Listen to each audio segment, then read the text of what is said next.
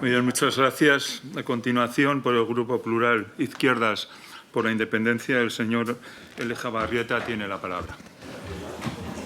Gracias, presidente. Buenos días, señor presidente. Voy a comenzar contextualizando un poco la que será la primera de mis preguntas. La posición política de Euskal Herria Bildu ante la corrupción es sólida y muy clara. Euskal Herria Bildu tiene tolerancia cero con la corrupción. Pensamos que no es casualidad que no haya habido un solo caso de corrupción en Euskal Herria Bildu. Pocos partidos de los presentes en esta sala pueden decir lo mismo. Y desde esa tranquilidad, desde la tranquilidad que da tener unos principios claros y una práctica política acorde a los mismos, afirmamos que pedimos y pediremos firmeza e investigación exhaustiva ante cualquier caso de corrupción. En este caso, también. Dicho esto, señor presidente, somos conscientes también de que existe una operación a gran escala orquestada por el Estado profundo y protagonizada por el Partido Popular y por Vox para echarle a usted, señor presidente, y a su partido del Gobierno a cualquier precio. Y pensamos que en esta comisión de investigación y su comparecencia también están pensadas y diseñadas como parte de esa misma estrategia. Es conocido, se ha mencionado aquí, que Santos Cerdán ha sido interlocutor de Euskal Herria Bildu durante estos últimos años. Nosotros pensamos, y lo he escuchado hasta ahora en esta comisión, nos reafirma en ello, que los casos de Koldo y Ábalos o el caso de Santos Cerdán son casos diferentes. Es verdad que un caso de este tipo requiere de unos niveles de prudencia máximos y que es necesario aclarar todas las dudas existentes. Pero también es verdad, pensamos, que en todos estos meses no hemos visto todavía nada concreto contra él. Todo ello, sumado a nuestra experiencia política, nos lleva a concluir que es posible que a Santos Cerdán le estén haciendo lo que le están haciendo por la relación en calidad de interlocutor que ha tenido, entre otros, no solo, pero entre otros, con Euskal Herria Bildu. El tiempo pondrá cada cosa en su sitio. Nos gustaría recordar también que no hace tanto el presidente Aznar, con ese tono autoritario propio de quien se siente portavoz de ese Estado profundo, dijo aquello de «el que pueda hacer, que haga», aludiendo a que nos encontramos, según él, ante una crisis constitucional sin precedentes en la que el propio futuro del Estado está en juego. Llamaba Aznar a la movilización y advertía de que España no es un Estado plurinacional ni lo será. Es por todo ello, este contexto, que la primera pregunta que queremos realizarle, señor presidente, está muy ligada a lo que acabo de decir. ¿Cree usted que detrás de todo esto existe también una motivación política por echarle a usted y su partido del Gobierno? Muchísimas gracias. A ver, señoría, hay cosas que puedo compartir, otras que no de su reflexión. El que en una democracia la oposición quiera que haya un cambio de gobierno es de perogrullo. La cuestión es qué medios se utilizan precisamente para propiciar ese cambio de gobierno. No hace mucho, con una administración socialista como la de Felipe González, hubo directores de medios de comunicación que dijeron textualmente que habían puesto al límite al Estado de Derecho precisamente para propiciar ese cambio político. Por tanto, la cuestión aquí es qué medios se utilizan para bien desmovilizar, en este caso, a ese electorado progresista que, bueno, pues nosotros tenemos la inmensa responsabilidad y el honor de representar, para que se propicie y se produzca ese cambio. Es verdad que en el año 2023 pues, se repartían ya las carteras de ministros y ministras el Partido Popular, porque efectivamente las encuestas son un instrumento más de propaganda, en este caso al servicio del Partido Popular. Pero lo que no es de recibo es que se utilice la máquina del fango como se está utilizando. Insisto, una organización que se hace llamar sindicato, que es un pseudo sindicato, Manos Limpias, que, por cierto, ayer, 29 de octubre, cumpliéndose un año de la Dana, hay que recordar que Manos Limpias se querelló contra la jueza que está investigando las responsabilidades de la Comunitat Valenciana en la gestión de la Dana. Y hay que recordar también que uno de los principales dirigentes de Manos Limpias fue condecorado con la condición de caballero de la Fundación Francisco Franco por sus servicios durante la dictadura franquista.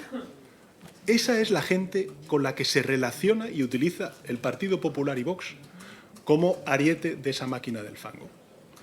Esa máquina del fango tiene otras muchas terminales. Por supuesto, pseudomedios digitales, tabloides digitales que propagan la desinformación, que propagan las fake news y que efectivamente al final hacen muy complejo, no solamente ya para el ciudadano medio, sino también para los propios dirigentes, saber exactamente qué es verdad y qué es mentira. ¿Qué es verdad y qué es mentira?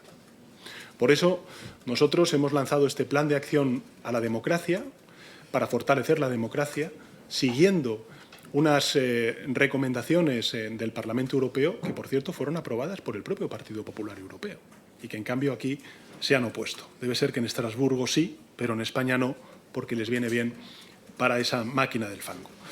Y, por tanto, yo lo que sí que reprocho, señoría, por no extenderme más, es la utilización de esa máquina del fango por parte de la derecha y la ultraderecha. Pero también les digo, y lo digo de manera humilde, pero también determinada y con convicción, el Partido Socialista es una organización que tiene 146 años de vida. 46 años de vida. Y, por supuesto, nosotros, chantajes y amenazas, ninguna. Entiendo, por tanto, perdóname por insistir, que sí, que usted entiende que ha habido un impulso y que hay un impulso político detrás de toda esta operación, señor presidente. Hombre, yo creo que eso es evidente. Gracias. ¿Cree usted que existían controles suficientes dentro del Gobierno y de su partido para evitar que determinadas personas pudieran enriquecerse ilícitamente? A ver, señoría, objeto de esta comisión, uno de ellos es precisamente el caso de las mascarillas, que es uno de los que se está imputando supuestamente al señor Ábalos y también a Koldo García, ¿no? Y yo quiero recordar también a los españoles y españolas que estén siguiendo esta comparecencia, lo que supuso en ese momento la pandemia, porque parece que lo hemos olvidado 5 años después. Cuando yo llegué a la presidencia del Gobierno, señoría, el sistema de salud pública en el Ministerio de Sanidad y también en muchas comunidades autónomas estaba absolutamente desmantelado, muy debilitado por la crisis financiera, por la precariedad de recursos, pero también por una política neoliberal que lo que hizo fue privatizar servicios públicos como el de la sanidad, ponerlos en manos de empresas privadas y, por tanto, debilitar esa respuesta pública. ¿Qué es lo que hicimos? Bueno, pues lo que hicimos fue habilitar un mecanismo de emergencia para solventar pues esa tremenda carencia de materiales absolutamente vitales para combatir la pandemia.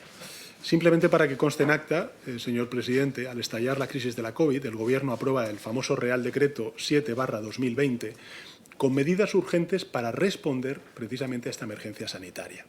¿Qué es lo que se hizo? Se habilitó un procedimiento de emergencia que permitía contratar de manera directa y, por tanto, sin proceso de licitación, bueno, pues todos aquellos productos necesarios para combatir y proteger a nuestros profesionales sanitarios y a nuestra ciudadanía. Y, por tanto, estamos hablando pues, de bienes, de servicios, de suministros para afrontar esta pandemia, como el material sanitario, las famosas EPIs, los equipos médicos, los respiradores, las obras de acondicionamiento, sin seguir los trámites ordinarios de licitación. Nosotros pusimos en marcha esta medida, señoría, creo recordar que fue en febrero del año 2020. Y terminamos en mayo de 2021 este procedimiento de emergencia. Terminamos en mayo de 2021. ¿Por qué? Porque en mayo de 2021 se empezaba a producir la desescalada y, por tanto, la salida de la peor emergencia sanitaria que había vivido la humanidad, en nuestro caso, en estos últimos 100 años. Hubo administraciones que continuaron con ese procedimiento de emergencia años después. Y quiero referirlas porque, por ejemplo, la Junta de Andalucía mantuvo el procedimiento de contratos de emergencia 3 años más. Es decir, el Servicio Andaluz de Salud adjudicó mediante este procedimiento de emergencia más de 242 millones de euros a clínicas privadas, sin concurso, sin control, utilizando el procedimiento de emergencia para la pandemia. Y lo hicieron hasta el año 2024. Como consecuencia de ello, hoy los 3 últimos gerentes del Servicio Andaluz de Salud están imputados por prevaricación, malversación, y la Fiscalía Anticorrupción, pues efectivamente, investiga estos contratos. Lo que le quiero decir con esto, señoría, es que nosotros tuvimos que responder de manera urgente a algo inédito, como era la aparición de un nuevo virus en nuestras vidas, que fue el COVID-19. Y aun con todo y con eso, señoría, respetamos escrupulosamente la legislación y en cuanto se produjo la desescalada, acabamos con ese procedimiento extraordinario de contratación pública, siempre vinculado a todos aquellos productos, bienes, servicios que, desde luego, tenían que ver con la emergencia sanitaria. Hubo otras instituciones, en este caso el Consell de Ibiza, que lo que hizo fue utilizar también este procedimiento de emergencia para una campaña de promoción turística en Ibiza. Eso también está subyúdice y está siendo investigado por la justicia. Como comprenderá, esa administración no la gobernaba el Partido Socialista entonces, sino la derecha, en este caso en la isla de Ibiza. Permítame continuar con las preguntas. Señor presidente, ¿tuvieron ustedes conocimiento previo de los hechos que ahora se investigan o actuaron únicamente una vez que se hicieron públicos? Gracias. Yo, señoría, en fin, le puedo hablar por mi persona, lo que a mí me consta. Yo, desde luego, no tenía conocimiento de estas prácticas. Y mire que lo lamento, porque efectivamente este es un gobierno, como he dicho siempre, limpio, que ha actuado siempre con la máxima ejemplaridad. Y ahí están también las decisiones tan drásticas que se han tomado, precisamente demostrando nuestra autonomía ante supuestos casos de corrupción que hoy están siendo investigados, en este caso, por la justicia. Permítame que cambie de tema. En relación con las primarias en las que usted fue elegido secretario general del PSOE, me gustaría preguntar una serie de cuestiones sobre ellas. Se ha publicado muchísimas cosas, una cosa y la contraria. ¿Usted se reafirma en que aquellas primarias fueron limpias? Sin duda alguna. ¿Cómo se financiaron sus primarias en concreto? Bueno, como saben ustedes, bueno, yo salí de la Secretaría General del Partido Socialista por defender una posición política determinada, que era el negar bueno, pues la investidura a una persona que, en efecto, posteriormente la Audiencia Nacional ratificó con una sentencia que era el responsable de toda esa corrupción sistémica, no solamente en su organización, sino en todos los niveles de la Administración. No lo digo yo, lo dice esa sentencia de la Audiencia Nacional.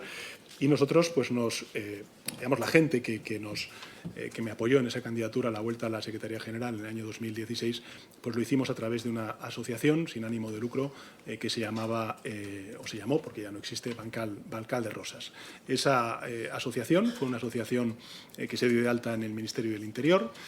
Fue una asociación cuyo objetivo era animar a la participación de la militancia en ese proceso de primarias a la Secretaría General.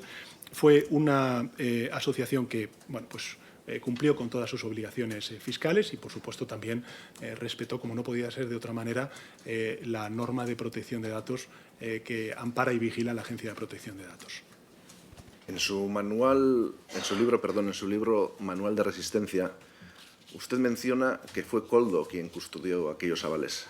¿Por qué él y no otra persona? Bueno, fue una decisión que no recuerdo ahora mismo quién tomó, no la tomé yo, pero se decidió que fuera Koldo García y no hay mucho más que añadir. Sí, porque efectivamente ha aparecido alguna conversación, ¿no?, de si ha habido 2 votos que se pusieron en una urna de una determinada agrupación de un pequeño municipio de Navarra. Simplemente quiero recordar, porque también es cierto que son procesos de primarias distintos. Este último se refiere a mi primer proceso de primarias en el año 2014 y no el del año 2017. Ese proceso de primarias lo gané por 17.000 votos de diferencia, señoría. Lo que quiero decirle con esto es que, efectivamente, los procesos de primarias de democracia interna en mi organización son absolutamente garantistas, son limpios y, además, no han sido nunca deslegitimados por ninguno de los, digamos, compañeros que legítimamente han concurrido a esos procesos de primarias. Vuelvo a cambiar de tema, señor presidente, y ahora le voy a hacer una serie de preguntas sobre el señor de Aldama. ¿Cómo lo conoció y cuál era su relación con él? No recuerdo cómo lo conocí, seguro que lo conocí en algún contexto, pues eso, que apareció en el meeting del Partido Socialista o a lo mejor porque aparecieron también las fotos del cumpleaños de José Luis Ábalos, su 60 aniversario. Lo que sí que le puedo garantizar es que yo con el señor Aldama no he tenido ninguna relación, absolutamente ninguna. ¿Y usted da crédito a las declaraciones del propio de Aldama en las que aseguró que el señor Ábalos y Koldo recibieron grandes sumas de dinero por la compraventa de mascarillas? No me corresponde a mí, yo creo que corresponde a la justicia dirimir estas cuestiones. Lo que sí que me llama la atención por parte de la derecha, y cuando digo la derecha no solamente hablo de la política, sino también la mediática, es que, por ejemplo, este último verano hemos conocido algunas conversaciones grabadas también por Koldo García, en las que Aldama decía que mi mujer nada había tenido que ver con el rescate de Europa, y en cambio, bueno, pues este tipo de declaraciones no tienen ningún crédito para la derecha, ni política, ni mediática, ni tertuliana, que hay mucha, por cierto, y en cambio, pues cuando lanzan falsas acusaciones, en este caso el señor Aldama, pues las vemos en las portadas o incluso, para vergüenza de esos medios de comunicación públicos, pues también siendo entrevistados por algunos medios de comunicación públicos. Y luego dicen que hay otros medios de comunicación públicos que en fin, que no hacen su trabajo. Bueno, pues hay medios de comunicación públicos que hacen su trabajo correctamente, de respetar la pluralidad, de informarse y contrastar esa información, y otros, en cambio, pues que forman parte, como es el caso de Telemadrid, de la máquina del fango que ha puesto en marcha el Partido Popular. E insisto, ¿qué diría el Partido Popular si mi hermano hubiera cobrado una comisión de 280.000 euros por un contrato que se dio directamente de la Comunidad de Madrid de 1,5 millones de euros o 1,3 millones de euros, precisamente para la contratación de mascarillas en el momento más difícil de la pandemia? Probablemente los senadores y senadoras del Partido Popular deberían recordar qué es lo que dijo Pablo Casado entonces y qué es lo que hizo el Partido Popular, que no fue pedirle cuentas a la señora Ayuso, sino exigirle las responsabilidades al señor Casado, quitarlo y poner, pues en fin, al amigo del narco, a Alberto Núñez Feijóo, al frente del Partido Popular. Permítame terminar este apartado antes de pasar a otro tema, haciendo una última pregunta sobre el señor de Aldama o sobre esta cuestión, que creo que es lógica atendiendo a las anteriores. ¿Se ha financiado el PSOE con la denominada mordidas de este y otros casos? Nosotros, señoría, cumplimos con la ley. Lo he dicho antes, el 75% de los ingresos del Partido Socialista, por ejemplo, en el año 2024, corresponden a los recursos públicos, subvenciones por gastos electorales, gastos de funcionamiento, aportaciones de los grupos institucionales, subvenciones por resultados y envíos electorales, el 25% cuotas de afiliados y aportaciones de los cargos públicos. Y simplemente para que nos hagamos una idea, ese mismo año, en el año 2024, menos del 0,2% de nuestros ingresos procedieron de o bien donaciones o legados. Esto no ocurre en la derecha y, por supuesto, mucho menos en la ultraderecha, donde las donaciones, por supuesto, son bastante comunes e importantes. Y simplemente añadir a ello que, por supuesto, nosotros tenemos dos filtros, el del Tribunal de Cuentas y también el de una auditoría externa que encargamos voluntariamente a un tercero. Y recordar que la Comisión Nacional de Transparencia señala al Partido Socialista como el gran partido más transparente y que rinde cuentas del sistema político español, muy por encima del Partido Popular y de Vox. Voy a volver a cambiar de tema, voy a pasar ya al último tema, antes de ceder la palabra a mi compañero, el senador Joan Queralt. Una serie de preguntas sobre Leire Díez, en la misma línea. ¿Ha trabajado la señora Leire Díez o realizó algún tipo de encargo para el Partido Socialista? Mire, señoría, que me conste a mí, desde luego que no. Que me conste a mí, desde luego que no. ¿Y ese famoso pendrive que entregó en Ferraz, qué contenía? ¿A quién se lo dio? Nosotros, señoría, lo que hicimos con ese pendrive fue inmediatamente ponerlo en manos de la Fiscalía y ahora mismo está subyúdice y veremos exactamente cuál es el recorrido que tiene. Es verdad que se ha rumoreado, pero yo no tengo información al respecto, señoría, en el que, bueno, pues entre esa información, pues también está el objeto de espionaje al que yo fui sometido y mi familia, nada más tomar la responsabilidad de secretario general del Partido Socialista. Pero, insisto, no tengo información al respecto más allá de lo que veo en los medios de comunicación y, por tanto, pues no puedo responderle más que con esa suposición. ¿Y sabe usted dónde se encuentra actualmente ese pendrive? Pues entiendo que está en la Fiscalía, en manos de la Fiscalía, y está subyúdice y objeto de investigación en consecuencia.